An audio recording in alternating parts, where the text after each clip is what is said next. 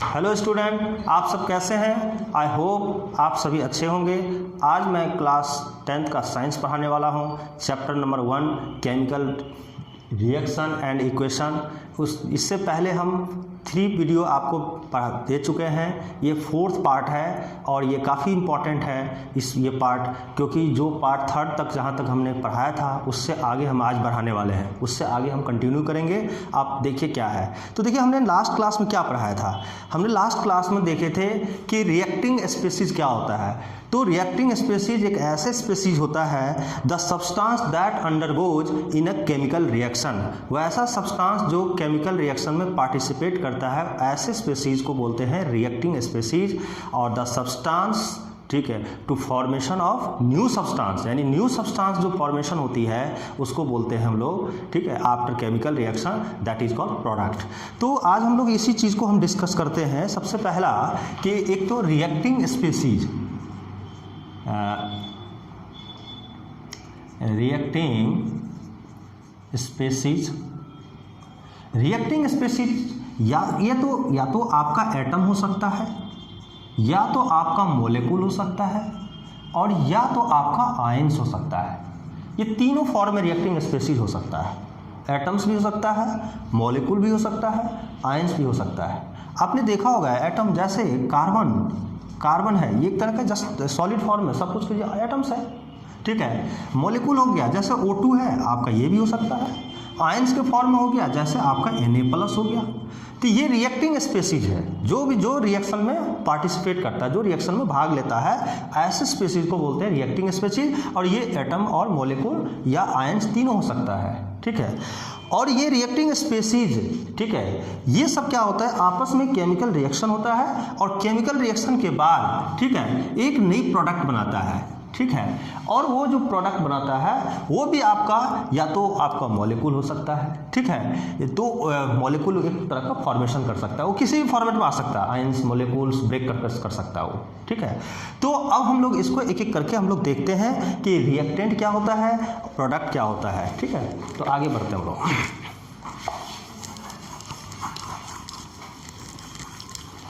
अब हम बात करते हैं यहाँ पे जो हमने अभी लिखा था रिएक्टिंग स्पीसीज। तो रिएक्टिंग स्पीसीज से टर्म लाएंगे हम रिएक्टेंट को। रिएक्टेंट जो रिएक्शन में भाग ले, ठीक है। जैसे सपोज कीजिए A और B है, ये एक तरह का क्या है, रिएक्टेंट है। क्यों? A और B दोनों रिएक्शन में क्या किया, पार्टिसिपेट किया, दोनों भाग लिया है। और A और B दोनों मिलकर के केमिकल रिएक्शन हुआ और रिएक्शन के बाद C और D एक प्रोडक्ट बनाया। ऑब्वियस है, A और B दोनों मिला और दोनों कॉम्बिनेशन के बाद, रिएक्शन के बाद ये C और D मिल एक प्रोडक्ट बना। एक एग्जाम्पल जस्ट लाइक हम बता रहे हैं आपको। तो जब A और B दोनों मिलकर C और D प्रोडक्ट बनाया, तो A क्या हो सकता है, B क्या हो सकता है। ये दोनों आपका या तो एटम हो सकता है, या तो मॉलिक्यूल हो सकता है, या आप आयंस हो सकता है। ये दोनों फॉर्म हो सकता है, दोनों मिलकर तो प्रोडक्ट बनाएगा ना। तो ये जो आपको जो ये बताया है A और B तीनों में से कुछ भी हो सकता है। या तो एटम, ये एटम होगा, या मॉलिक्यूल हो सकता है, या दोनों एटम हो सकता है। तो ये जो आप स्पीसीज देखे हैं A और B जो रिएक्शन में पार्टिसिपेट कर रहा है, जो भाग ले रहा है, इसको हम बोलते हैं रिएक्टेंट। और आफ्टर रिएक्शन जो हमें प्रोडक्ट मिल रहा है, इसको हम बोलते हैं प्रोडक्ट। तो ये कोई भी केमिकल, और ये जो रिएक्टिंग स्पीसीज है, A और B आर 2 रिएक्टिंग स्पीसीज। और ये A और B दोनों जो chemical reaction, that is called reactant. यानी आप केमिकल रिएक्शन के लेफ्ट साइड वाले को रिएक्टेंट बोलते हैं और केमिकल रिएक्शन के राइट साइड वाले को हम लोग प्रोडक्ट बोलते हैं। यानी before the reaction that is called reactant, after the reaction that is called product. इस तरह से हम काम करते हैं, ठीक है। फिर हम आगे बताते हैं आपको। देखिए फॉर एग्जाम्पल लेकर के, जैसे फॉर एग्जाम्पल की बात करें हम, एक एग्जाम्पल लेता हूँ। देखिए सोडियम है, सोडियम आपका जो है सॉलिड फॉर्म में है प्लस, ठीक है, और H2O है जो कि लिक्विड फॉर्म में है। और ये प्रोडक्ट बनाया NaOH। सपोज कीजिए सोडियम हाइड्रोक्साइड अब प्लस H2 गैस निकला। ठीक है, अब देखिए सोडियम, अब हम एक बार बैलेंस देख लेते हैं, इस इक्वेशन बैलेंस है या नहीं है। यहाँ देखिए सोडियम 1 है तो यहाँ भी सोडियम 1 है, लेकिन H2 देखिए 2 मॉलिक्यूल यहाँ पे है और यहाँ पे देखिए कितने मॉलिक्यूल है आपका 2 मॉलिक्यूल, यहाँ 1 मॉलिक्यूल, 3 मॉलिक्यूल है। तो आप इसको कैसे बैलेंस करेंगे, तो हम क्या करते हैं यहाँ पे 2 लगा देते हैं। तो देखिए 2 2 4 मॉलिक्यूल आपका हाइड्रोजन हो गया और 4 मॉलिक्यूल यहाँ पे नहीं है, तो इसको हम क्या करेंगे 2 मॉलिक्यूल यहाँ पर, तो 4 मॉलिक्यूल हाइड्रोजन, 4 मॉलिक्यूल ऑक्सीजन, कितना 2 मॉलिक्यूल। ठीक है, जिसके कारण सोडियम डिस्टर्ब हो गया, तो सोडियम हमें वहाँ पर 2 मॉलिक्यूल, यहाँ पे 2 लगा दिए। अब ये बैलेंस इक्वेशन हो गया। ठीक है, ये सब बताएंगे हम आपको कैसे बैलेंसिंग किया जाता है। तो सबसे पहला ये देखिए सोडियम और आपको H2O दोनों मिल करके सोडियम हाइड्रोक्साइड, इसको हम बोलते हैं सोडियम, ये आपका हो गया वाटर। ठीक है, और ये हो गया सोडियम हाइड्रोक्साइड, ये हो गया हाइड्रोजन गैस, यही बना। तो यहाँ पे देख रहे हैं ये वाला जो सोडियम और H2O दोनों मिलकर रिएक्शन हुआ है, तो ये दोनों को हम बोलेंगे रिएक्टेंट, ये रिएक्टेंट हुआ। और ये दोनों जो है रिएक्शन के बाद इसको हम बोलेंगे प्रोडक्ट। तो आपको जो है आपको पता चल गया ना, ये यानी ये एक जस्ट हम बोल सकते हैं लेफ्ट हैंड वाले को रिएक्टेंट और राइट हैंड साइड वाले को प्रोडक्ट। यानी यहाँ हम लिख सकते हैं वेयर सोडियम और water are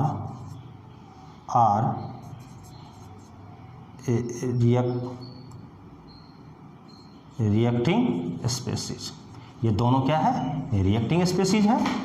and sodium hydroxide and H2 are product, यानी प्रोडक्ट स्पेसीज हम बोल सकते हैं आप। ठीक है, तो ये हो गया रिएक्टेंट और ये हो गया प्रोडक्ट। तो ये था अभी एक इंट्रोडक्शन था केमिकल रिएक्शन के बारे में। अब हम बात करते हैं केमिकल रिएक्शन के आगे हम लोग क्या क्या इफेक्ट पड़ता है, तो इसके कंटिन्यू हम लोग कर रहे हैं। अब हम लिखेंगे इसके आगे जो है introduction of a chemical reaction. ठीक है, हमारा जो केमिकल रिएक्शन है वो किस किस चीज़ पे फैक्टर पे जो है ठीक है डिपेंड करता है, क्या क्या उसमें चेंजेज आते हैं, हमारे ऑब्जर्वेशन देखेंगे हम।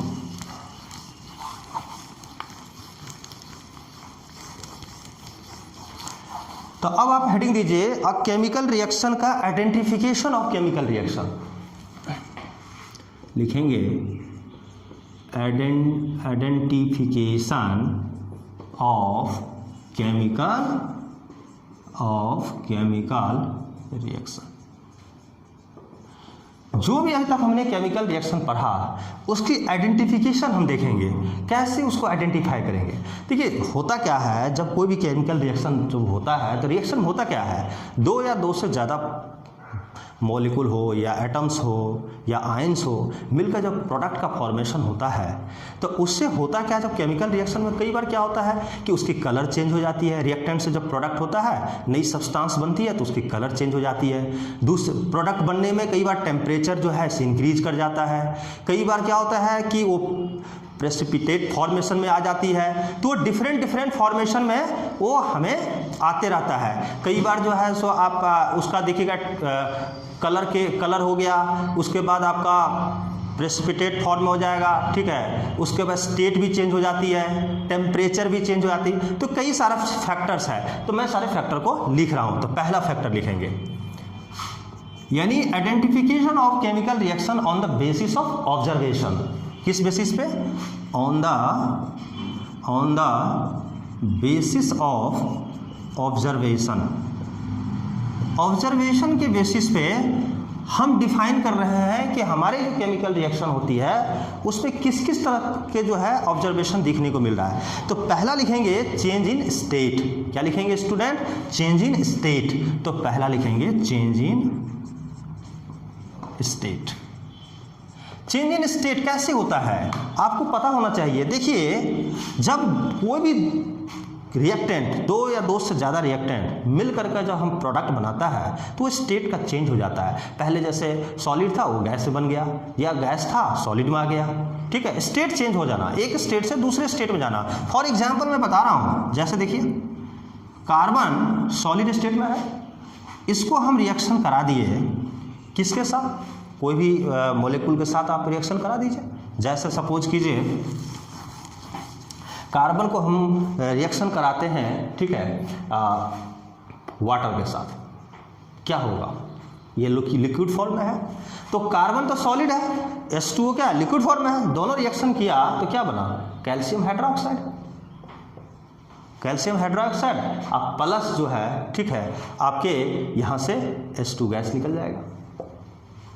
तो ये तो आपका सॉलिड हुआ, ये लिक्विड हुआ, और ये कैल्शियम हाइड्रोक्साइड ये भी एक नया प्रोडक्ट बन गया, ठीक है। अब ये क्या होता है, स्टेट चेंज हो जाती है, ठीक है। तो इसी तरह से हम नेक्स्ट स्टेट देखेंगे, ठीक है।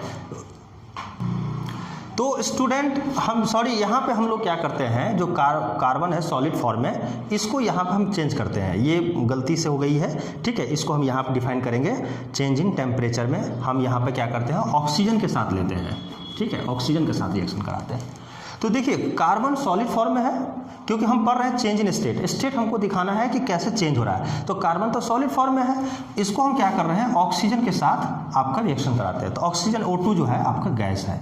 अब जब कार्बन को ऑक्सीजन के प्रेजेंस में आएगा तो रिएक्शन होगा क्या कि ये कार्बन डाइऑक्साइड बनाएगा, CO2 गैस बनेगा, ठीक है। अब देखिए क्या हो रहा है, पहले कार्बन था सॉलिड स्टेट में, आफ्टर कंबस्शन ऑक्सीजन के प्रेजेंस में ये कार्बन क्या हुआ, CO2 एक तरह का गैस है और गैस के फॉर्मेशन हुआ। यानी हो क्या रहा है, सॉलिड जो है आपका कन्वर्ट हो गया गैस में। तो ये आप होती है जब कोई भी केमिकल रिएक्शन होता है तो change in state, state change होता है एक आपके। और ये 10th बोर्ड में आता है क्वेश्चन, आपके एग्जाम्पल अभी मैं कराऊंगा भी क्वेश्चन आपको देखिएगा।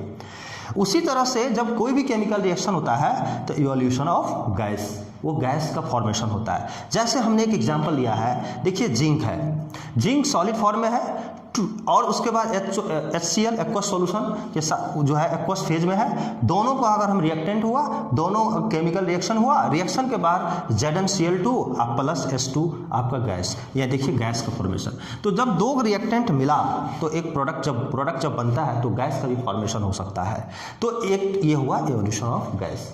तीसरा अगर हम बात करते हैं, तीसरा स्पीसीज है इसमें जो आइडेंटिफिकेशन है केमिकल रिएक्शन का, वह चेंज इन टेम्परेचर, ठीक है। चेंज इन टेम्परेचर, जब कोई भी केमिकल रिएक्शन होगा तो टेम्परेचर ऑब्वियस है। आपने देखा होगा CaO कैल्शियम ऑक्साइड, इसको हम लोग क्विक क्लैम बोलते हैं, ठीक है। क्विक क्लैम मतलब कैल्शियम ऑक्साइड जब वाटर के साथ रिएक्शन करता है, यानी ये देखिए ये सॉलिड होता है और ये जो है आपका लिक्विड हो गया, दोनों रिएक्शन किया तो कैल्शियम हाइड्रोक्साइड बन गया, that is called slag lamp, ठीक है। और स्लैग लैम्प एक्वस, ठीक है, साथ साथ आपको हीट निकलता है। तो ये क्या होता है, आपने देखा होगा घर में जो है लोग चूना पत्थर का यूज करता है, देखिए आपने चूना जो है सो जैसे पानी में दीजिएगा तो वो वाटर के साथ रिएक्शन करके और उसमें काफ़ी गर्मी आ जाती है, गर्म हो जाता है, वो खौलने लगता है। तो यहाँ पर क्या हो रहा है, हीट निकल रहा है। तो ये क्या पता चल रहा है, चेंज इन स्टेट चेंज हो रहा है, गैस निकलती है, चेंज इन टेम्परेचर, टेम्परेचर भी इंक्रीज होती है। अब उसी के साथ साथ हम अगला बताएंगे कि कलर भी चेंज होता है, PPT का भी फॉर्मेशन होता है। तो नेक्स्ट हम इसको इरेज करते हैं और तो अब जो हम फोर्थ पढ़ेंगे चेंज इन कलर, यानी अगर कोई भी केमिकल रिएक्शन होता है तो उसका कलर कैसे चेंज होता है। तो देखिए यहाँ कॉपर जो है सब आपका सॉलिड फॉर्म में है और AgNO3 इनको एक्वस सॉल्यूशन के साथ, एक्वस AgNO3 के साथ जब केमिकल रिएक्शन होता है तो आपका बना क्या, CuNO3 का होल प्लस प्लस Ag। अब हो क्या रहा है, जो Cu जो है आप देख रहे हैं कॉपर जो यहाँ पे है, ये आपका the solution will becomes in blue and shiny silver metal will be deposited. ये सिल्वर कलर का है, जो सिल्वर है Ag आपका, देखिए रिएक्टेंट था ब्लू लेकिन वहाँ पे क्या हुआ, शाइनी सिल्वर कलर जो है सो आपका वहाँ पे डिपॉजिट हो गया, ठीक है, ब्लू कलर का। तो यहाँ पे क्या हो रहा है, कलर भी चेंज हो गया, ठीक है। उसके साथ साथ देखिए हमारे फॉर्मेशन ऑफ PPT यानी प्रेसिपिटेट कैसे फॉर्मेशन होता है। तो देखिए PbNO3 KNO3 aqueous plus K2KI aqueous के साथ जब हम रिएक्शन कराते हैं तो PbI2 सॉलिड फॉर्म में और प्लस KNO3। अब देखिए यहाँ पे जो PbI2 जो है ये येलो कलर का आता है कलर इसका, और ये प्रेसिपिटेट का मतलब होता है एक तरह का, आप देखेंगे झाग टाइप का जो है ना बैठ जा ऊपर से आ जाता है। जैसे आप कभी देखे होंगे जब आप कपड़ा धोते हैं ना तो आप देखते होंगे उससे जो डस्ट जो चीज़ निकलती है डर्ट पार्ट वो जो है साबुन के साथ जो है सो आप वाटर के ऊपर लेयर आ जाता है, that is called PPT form. ठीक है, तो ये इस तो क्या हो रहा है कि देखिए 5 अपने स्टेट चीज़ देखा और सभी में किसी में कलर चेंज हो रहा है, किसी में जो है PPT का फॉर्मेशन हो रहा है, किसी में टेम्परेचर बढ़ रहा है, किसी में स्टेट चेंज हो रहा है। तो इस तरह से 5 और इसी पे 5 क्वेश्चन आप ये पाँचों में से 100% है कि CBSE में क्वेश्चन आएगा स्टूडेंट। और मैं अभी क्वेश्चन एक दिखा करके आपको बता रहा हूँ ठीक है कैसे क्वेश्चन आते हैं इससे रिलेटेड। ठीक है, CBSE में तो मैं क्वेश्चन लिख करके मैं अभी डिस्कस करता हूँ आपको। तो देखिए स्टूडेंट, आज हम लोग ना एक क्वेश्चन कर रहे हैं अभी इस पे कि जो अभी हमने पढ़ा है और आपके CBSE बोर्ड 2016 में एक क्वेश्चन आया था। कहता है state one example is characterised by the following along with the chemical reaction, यानी चेंज इन स्टेट का एक एग्जाम्पल देना है, केमिकल रिएक्शन एवोल्यूशन गैस का चेंज इन टेम्परेचर। ठीक है, तो टेम्परेचर जो है इसका भी आपको एक एग्जाम्पल देकर के आपको समझाना है। ठीक है, तो देखिए चेंज इन स्टेट अभी आपको हम पढ़ाए थे कि बर्निंग ऑफ कोल, जैसे कार्बन आपका सॉलिड फॉर्म में है, ऑक्सीजन आपका गैस है। अब ये दोनों जब रिएक्शन कर रहा है तो CO2 गैस बन रहा है, तो क्या हो रहा है सॉलिड जो है आपका गैस में कन्वर्ट हो गया। तो एक एग्जाम्पल दे दिए। उसी तरह से पूछ रहा है कि एवोल्यूशन ऑफ गैस, तो जैसे जिंक है आपका सॉलिड फॉर्म है, HCl एक्वस के साथ रिएक्शन किया तो ZnCl2 बना प्लस H2, ये गैस का फॉर्मेशन हो गया। तो एक इसका भी फॉर्मेशन गैस निकल, जबकि केमिकल रिएक्शन हुआ तो गैस का फॉर्मेशन हुआ।